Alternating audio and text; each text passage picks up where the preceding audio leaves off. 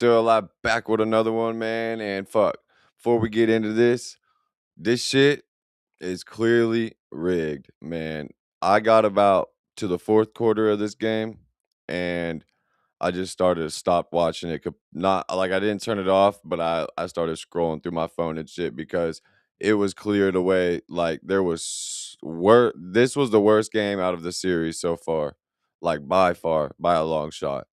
But man, my ass just got out the gym, fucking went to the dentist today, got some teeth fixed and shit, man. But we gonna get right into this, man. Make sure y'all like, comment, subscribe below. Let's do it. If you want to understand why so many people walked away from Game 5 of the 2026 Western Conference Finals believing the officiating favored the Oklahoma City Thunder, all you have to do is look at the sequence of plays that defined the night. Shai Gilgeous-Alexander repeatedly throwing himself to the floor and getting rewarded with whistles, a big reason why he shot 17 free throws on the night, a blatantly missed goaltending call on Cason Wallace, Yeah, that was a ball clearly going off these two calls right here. And then it was the ball going off of Chet's ankle, and then the ref looking right at the Spurs coach while the Spurs coach is telling him that he wants to challenge it, and then them not giving him the challenge and letting OKC come down, and you know what I mean. And that was when I was like, okay, this game's over. They're not gonna let the Spurs take this game. And then this goaltending too, which was a clear goaltending with whistles, a big reason why he shot 17 free throws, a blatantly missed goaltending call on Cason Wallace, a ball clearly going off Chet Holmgren's foot that was somehow still rewarded to Oklahoma City, the San Antonio Spurs then not even being allowed to challenge that. The ref's looking right at him. This is the ref right here. This arm right here, right in front of the Spurs coach, is the ref. And the ref literally sees him and hears him saying, challenge, challenge, challenge. And they just let the play go, keep going. And then they gave him a technical on top of it. Like, what?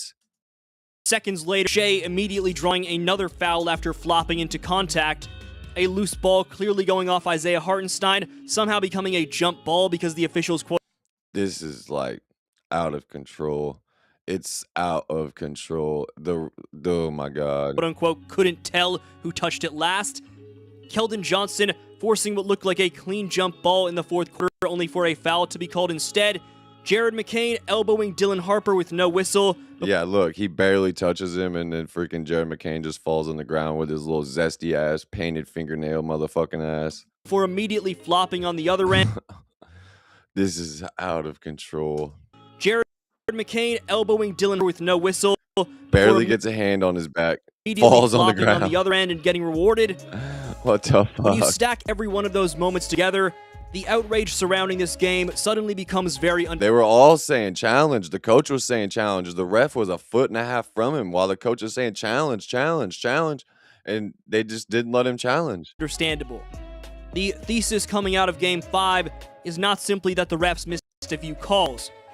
It's that nearly every major officiating moment, every borderline decision, and every momentum swinging whistle. And Lou Dort has the audacity to complain about one foul, and the ref's even telling him, like, bro, you got him on the wrist, not the hand. And I remember this. He clearly smacked him right here on the wrist and the arm, right in this area, and not the hand. Because if you smack the hand when you're going up, the hand is an extension of the ball. So, like, you can smack the outside of a hand and it's not a foul. But the ref's even telling him, like, you got the wrist, not the hand. And Lou Dort still has the audacity to complain. Every major officiating moment. And act like, oh, okay, like, give us the bad calls. Like, bro, are you serious? Every borderline decision and every momentum swinging whistle consistently tilted toward Oklahoma City. The reason this game created such a strong action online is because the officiating. Dude, Kelvin Johnson was just standing there. He wasn't even. City. The reason this game created such a strong reaction online is because the officiating didn't feel random. In most playoff games, missed calls generally even themselves out over 48 minutes. Fans complain, players adjust, and the game moves on. But Game 5 never developed that balance. Instead, it felt like the Thunder continuously benefited from the gray area decisions that determined playoff momentum. Every time San Antonio appeared ready to regain control emotionally or on the scoreboard, another controversial whistle or replay situation suddenly shifted the game back toward Oklahoma City. That's what separates. Every time it would get down to 10 points, 8 points, 7 points, and Spurs were putting together some buckets, there would be a bad call that would just change the momentum of the game. Every time. And it got to the point where I just was like, started scrolling on my phone because I already knew how the outcome was going to be. Because, like, it's like if the officiating was fair, this honestly wouldn't even be a series. If the officiating was actually fair, the Spurs would have swept these guys, I feel like. I'm not even going to cap with you. Ordinary I think OKC would have got one. Bad officiating from a game that fuels conspiracy discussions. Fans can tolerate mistakes. What they struggle to tolerate is a pattern. And throughout Game 5, the pattern overwhelmingly favored the home. The clearest example came during the infamous sequence involving Holmgren's foot touching the ball out of bounds. The replay made it obvious almost instantly. The ball changed direction directly off Holmgren before leaving the court. And they said it was off of Wemby. The broadcast saw it immediately, fans at home saw it immediately, yet the officials somehow still awarded possession to Oklahoma City. But even that wasn't the most unbelievable part. The Spurs then attempted to challenge the ruling and were denied the opportunity altogether. That decision completely shattered the flow of the game because replay systems are specifically designed to correct. And then they happened to have the audacity to call a technical on the Spurs coach for being pissed.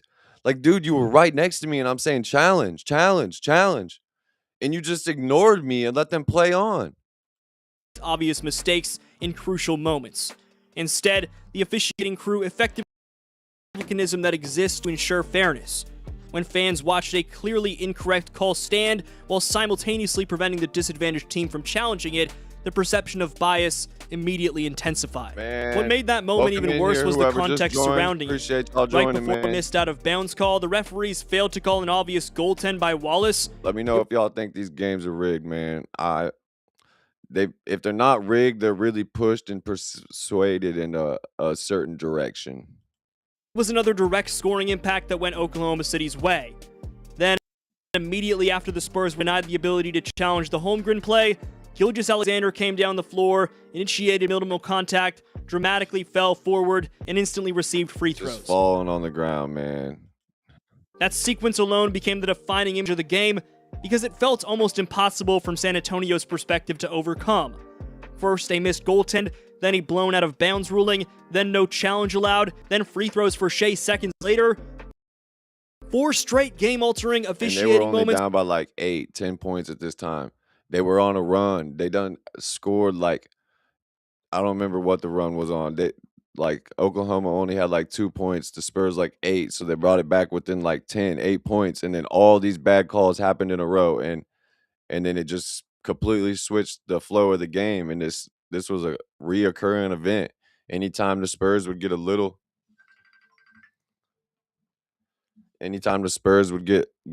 bit of momentum going, then freaking instantly, bro, something like that would happen. Another bad call, another freaking momentum switch. All favoring the same team, whether intentional or not. That sequence practically keyed accusations that being officiated unevenly. Shea's whistle throughout the night only added to the frustration. There's no question he's one of the league's best scorers and most skilled drivers, but this game... Exactly. I've been saying this in all the streams. The only complaint I have about SGA, I think he carries himself good off the court. I think he's a very professional athlete. The only thing I dislike, and I think he's one of the most talented people we have in the league right now.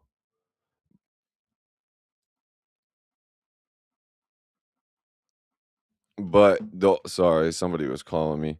The only thing that I just don't, because he doesn't do the dirty shit either. He's not out there stepping on feet and pulling people's dreads and doing that shit that his other teammates be doing. But the only complaint I have about SGA is just, bro, just play ball. You're too good to play like this. Like, instead of looking for the foul, man, just look to score. Like, you're too good. Like, you're too good to be playing like this. push the limits of what fans are willing to accept as legitimate foul. The sad part is the person that they want to say SGA looks the most like. They want to try saying his game is the most like Kobe. They want to say that he like his play style is just like Kobe, his mid range and everything. But Kobe would be disgusted at the way he actually plays the game, though, because Kobe went out there and played every possession for every possession. And if he got fouled, then fine. But he wasn't going out there looking for the foul. Like, there's so many times Kobe was cornered where he could have tried to draw a foul, but you know what I mean? Like, and of course you could try to draw a foul, but it's the flopping and the ways Shea does it. Like, it's just like the especially Kobe because he had that mindset to where like that wasn't even in his bag, you know what I mean? Like he want to go out there and literally kill you. So like for the fact that like people are trying to say people SGA reminds them of Kobe, and it's just like, dude, Kobe would be sick at watching the way some of these players are playing. But man, we're gonna keep going on this, man. Let me know what y'all think below. Drawing.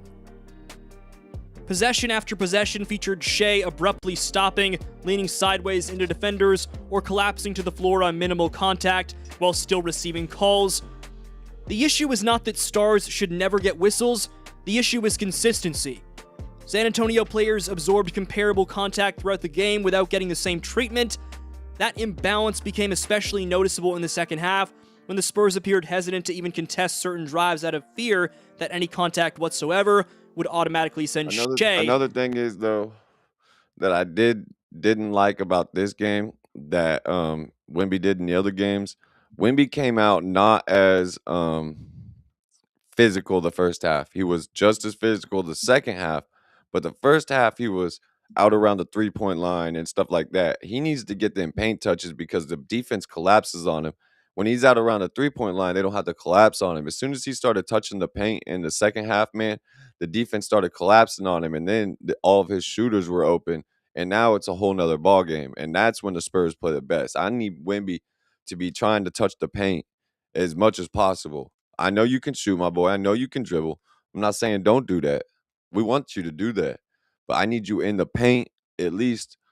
You know what I mean? I need you to touch that paint. I need you to grab the ball on the 3 line and drive into the paint and let that defense collapse on you and then jump up, and nobody can jump and get as high as you, and you could see over everybody, and then all your teammates are open around you and nobody can like stop that pass. Or obviously you can dunk on whoever you want to dunk on, or just your jump shot in the paint is so smooth. But like I need you in the paint.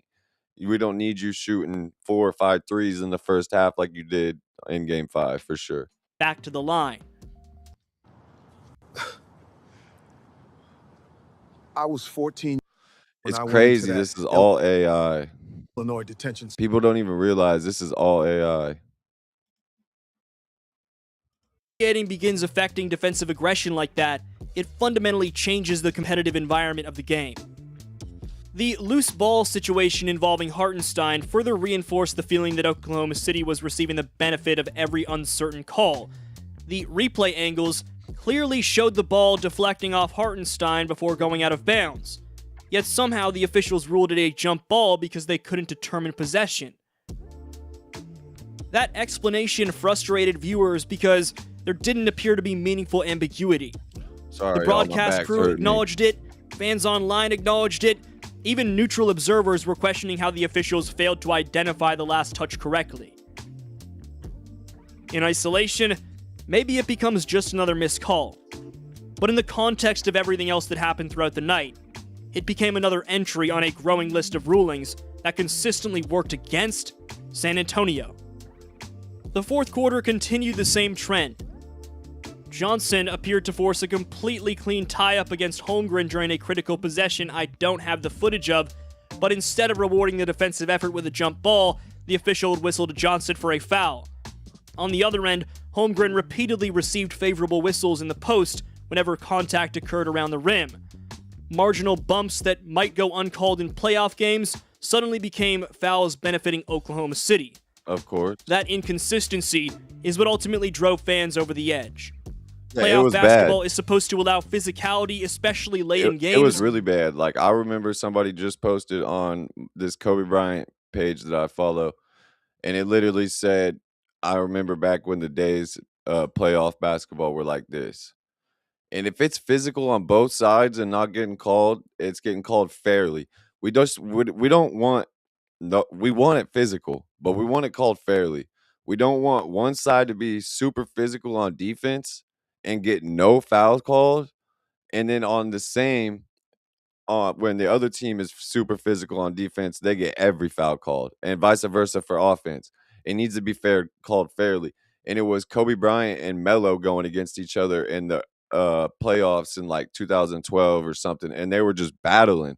And or 2011, 2010, somewhere. I think it was Kobe's last finals year, so 2010 it would have been. And they were just battling, physical, bumping each other 24/7, and it wasn't getting called because it was mutual. You know what I mean? They're battling down there, and yeah, that's how Yet we throughout the need to fourth get quarter, back to that. it often But the difference between that and what Hardenstein and Chet be doing to Holmgren, or not Holmgren, Chet and Hardenstein be doing to Wemby is they be holding. There's a difference between battling and bodying down in the paint and then holding somebody down in the paint where you're just grabbing their arms from behind while they're jumping up trying to dunk, trying to dislocate their arms and shit, or you're pulling people by their dreads, or you're stepping on their feet when they're trying to jump and shit like that. Like, that's just dirty play. That's not the same thing. felt as though the Thunder were operating under a different whistle standard than the Spurs. Much earlier in the game, the McCain-Harper sequence perfectly summarized the broader frustration surrounding the officiating in Game 5. Jared McCain clearly extended his elbow directly into Dylan Harper while bringing the ball across half court, and somehow the officials completely swallowed the whistle despite the contact happening right in front of them.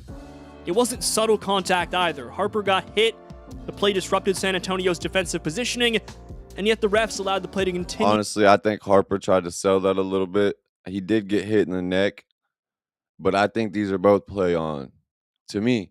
But like I said, I want the physical ball back. I want it to be like the 90s and the 2000s again. I want that shit. Like, I mean, this could have been an offensive foul because it was above the chest. That's the only thing. If it was below the chest, I think this is play on. If it did hit him in the neck and not the chest, then yeah, this should probably be an offensive foul. But this next part is definitely not a foul. As if nothing happened. But what made the moment truly infuriating for Spurs fans was what happened immediately afterward. On the very next offensive sequence, McCain exaggerated minimal contact, threw his body forward. Yeah, that's a definite no call. That like the way that we fix this is when players do this and then they drop the ball and you just don't call it, and you let San Antonio pick it up and go score, and then you just stop calling this BS, and people will be like, "Oh shit, this is causing turnovers. We'll stop doing this dumb shit." Or there's already a flopping rule where if you flop, you get a technical, and it needs to be enforced. And instantly got rewarded with a foul call.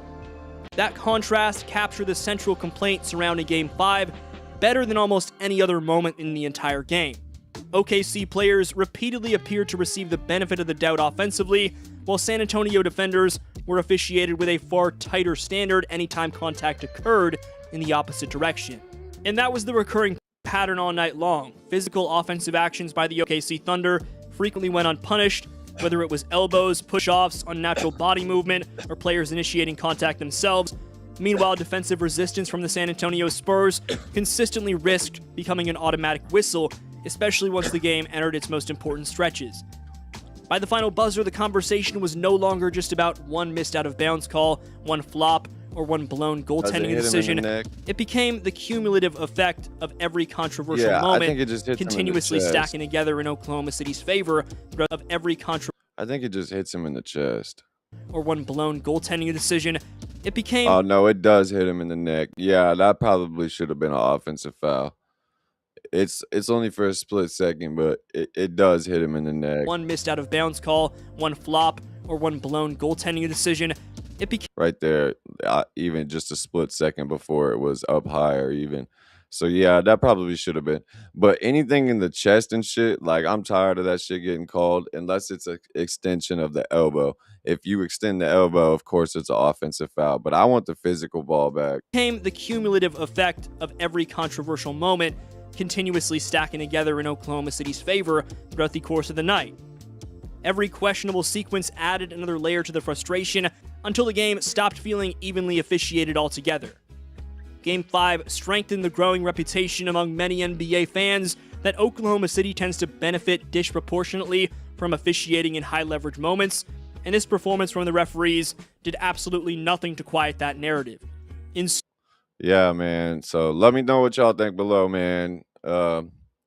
I don't know if all the people that watch me are all NBA fans and stuff, but man, let me know what y'all think. Do you guys think this is ruining the game of NBA? If so, drop a like, comment, and subscribe down below, man.